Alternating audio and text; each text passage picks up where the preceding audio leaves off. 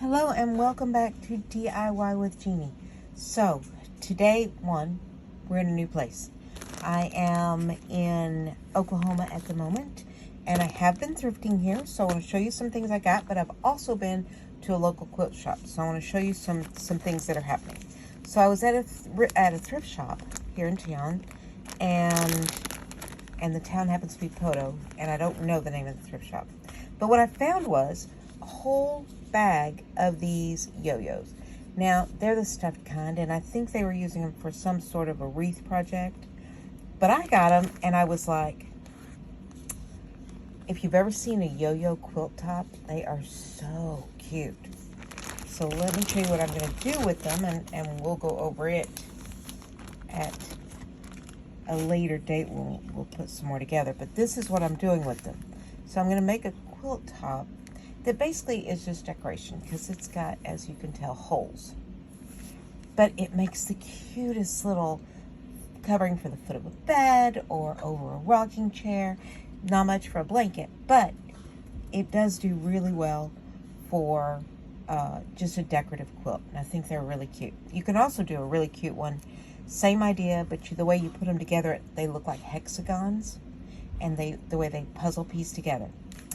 But what I'd like to show you is I went to this, it's called the Crippled Creek Quilt shop, and I was telling her what I was doing, and I'm telling you, these were the nicest people.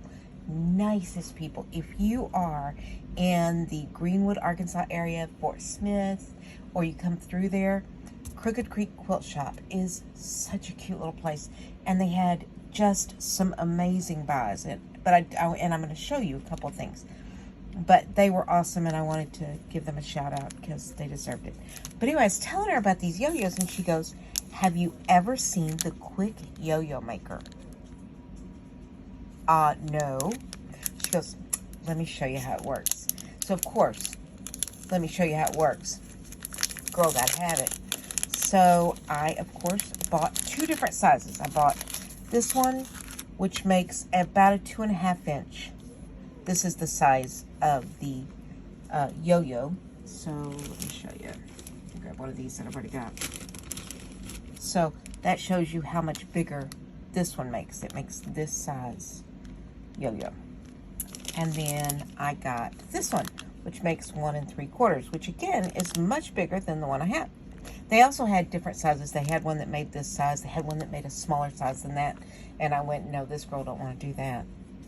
But I'm going to show you how these work. Another thing that I got there was I be loving me some quilt scraps. And so they sell them by bag, by color, by all of this. Ooh, I was happy girl. So what I'm going to do is I want to show you how this works. Now, I'm just going to grab a piece. Let me see. I got some really cute browns. Are these not adorable? I mean, big pieces too. They're not tiny, tiny little pieces. I mean, some of them are. And not the biggest piece in the world, but, you know, that's two-sided, so I could still make a yo-yo out of this. You see it opens up. Is it going to be big enough? It is. Let's use this one. That's a good one to use. So let me show you how this works, because it's fascinating. Take my little guy out. And these were 7 1/4 each. I didn't mind at all, because let me tell you how much time this is going to save. So here are your little, and you see the lines? You want the lines to line up with these little circles to the side. So I'm going to pop it out. I'm going to lay my fabric in right side down. And I'm going to pop this on. Now, when I do, I want one of those lines to line up with our little circles. So there's our circle. Here's our lines. So we want to flip it, flip it, flip it. Make sure it's lined up. And there we go. That is now lined up with that dot, which means all the rest of them are as well. So just pop it in. Now we trim around the edge. We do not want to trim a lot, because you want to leave some of that. So we're just gonna kind of take the corners off. And you can tell I'm not home because I don't have my good scissors. So I'm having to basically hack away at scissors that have been used to cut paper. Do not ever use your good scissors to cut paper. That you want to neat your maker. Take somebody's sewing scissors. I'm just saying. So I'm just going to cut that all off. And then on the back side of this little tool, you have little smiley faces. And what we're going to do is we are going to go down through the smiley face. Now, let me get our needle and some thread. And I left the one, no, it's in here. Yes. I got needle and thread. I bought a sewing kit because, like I say, I've got nothing with me. I did not intend to do this while I was here. So let's put our needle down.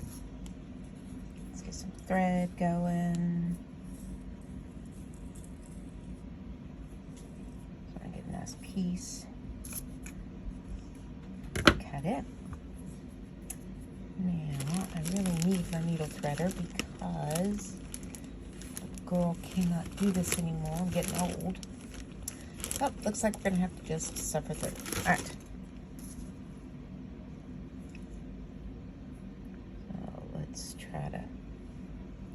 Let's try to get this done. You see what I'm doing? No. Come on. There we go. Yay! I'll take it through and tie our knot.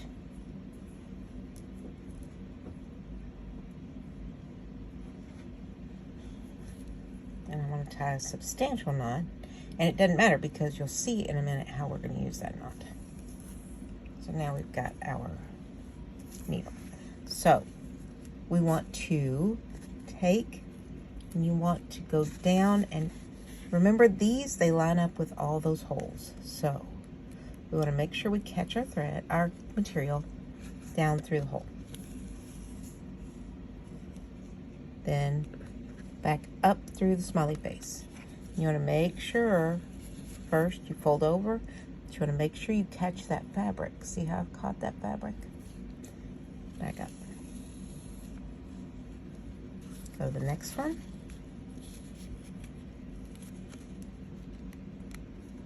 And go down.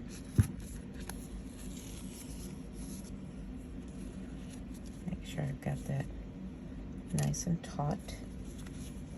And then back up, make sure you catch the fabric, go back up. Next one, down through the first part of the smiley face. Now see how when I pull it through, it goes into that smiley face. So I'm not getting my thread caught on the plastic. So I'll pop through. Go to the next one, fold over, go down, come on, down through our little hole. Okay, make sure I've got my thread all lined up. Keep it folded over. I'm going to go back up through that. Now watch how it goes into that little smiley face. See? Now it's gone all the way through and it's not hanging on to the plastic.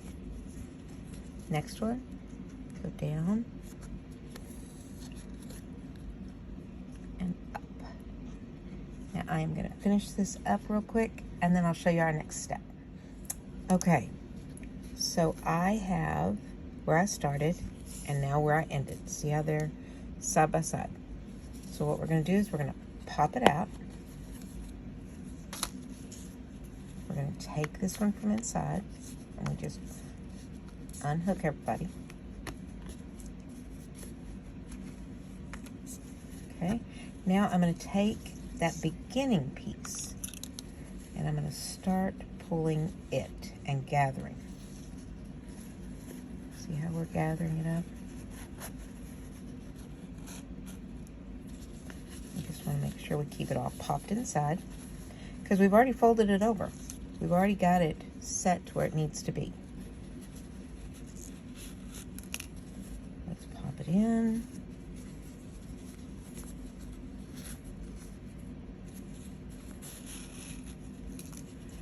Let's see, here's our little rosette. I got them together. I just want to pull them together.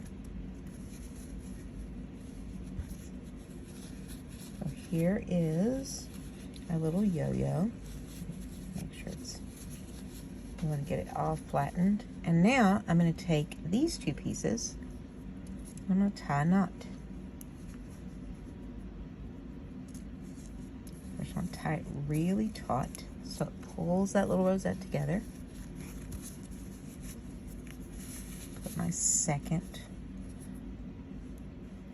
part of the knot, the second turn. And there is our perfect little yo-yo. And we can take it, zhuzh it up, get it the way we want it. But there we go. There is our second one. Now, what can we do with this? Well, I've still got the needle in it. So I can take and put a button right in the center for a little decoration. I can pop it through the back. So if I wanted to sew it to something, I can now do that. Or I can just make a bunch of these and eventually use them like this. Now these, you'll notice, are puffy. What you'd need to do to make this puffy, before I pull it taut, put a part of a cotton ball in there. This one would probably take a half to a whole cotton ball. You want to pull it apart really nicely so that you can get the shape that you want. But that is the easiest yo-yo. Here's the two really good things about it. I never had to cut circles. So on this one, I bought all of these, but there were some left over. And what they were doing was making Christmas wreaths, but I decided I wanted to do this. I can do the same thing, but see how much bigger these are for this size circle? And these, you have to baste, pull, baste, and it would have been forever. But they had to cut all of these circles. All I did was took a piece of material, slapped it on there, cut around it, just around that plastic, and I left enough hanging over that it made this so much easier. And you can tell which side is up and which side is down because you want the lines. Remember, we want to point those lines at those dots so that when we get it together, all of those holes are all together. The smiley faces help us, but this will show you how big our little yo-yo is. So if I take the one I made, see, it's exactly that size. These are smaller by quite a bit, but see how easy that was? So exciting. Anyway, this little thing is called a quick yo-yo maker. And see what they do with them. They even use them to make little floral embellishments, like little flowers that you could put on something else. But it comes with all of the directions. It was so exciting. We had such a good time. You could make garland like you do it for a baby. And see how they put the button on there? If you did it like this, you could do it for barrette holders. But it was so exciting. I really enjoyed it. The ladies were fabulous. If you ever get a chance, whenever you're out anywhere, and I'll do this again in Alaska, but anytime you go somewhere, look up a quilt shop, look up a craft shop, an independent one, not a big box store, because you'll meet some of the most amazing people. You'll find some of the best fabric, and you'll just have the best time. So we will make this, and I'll show you how to get the pieces on next time, but I did want to show you how you make these. I just got lucky, got a whole great big bag of them for $3.50 and bought them. And then when I was out today, I happened to talk to somebody and found out how to get these, and I'm pretty much in love with it. So thank you for spending time with me today. I know it's super short today, but I appreciate your time. I appreciate your coming and being part of my family. And if you haven't already, please hit the subscribe button down below. And the little bell icon will let you know next time I upload. And I should be back at home for our next one. So Thank you for being part of my family. Thank you for spending some time with us today, and I hope to see you next time. Have a good one.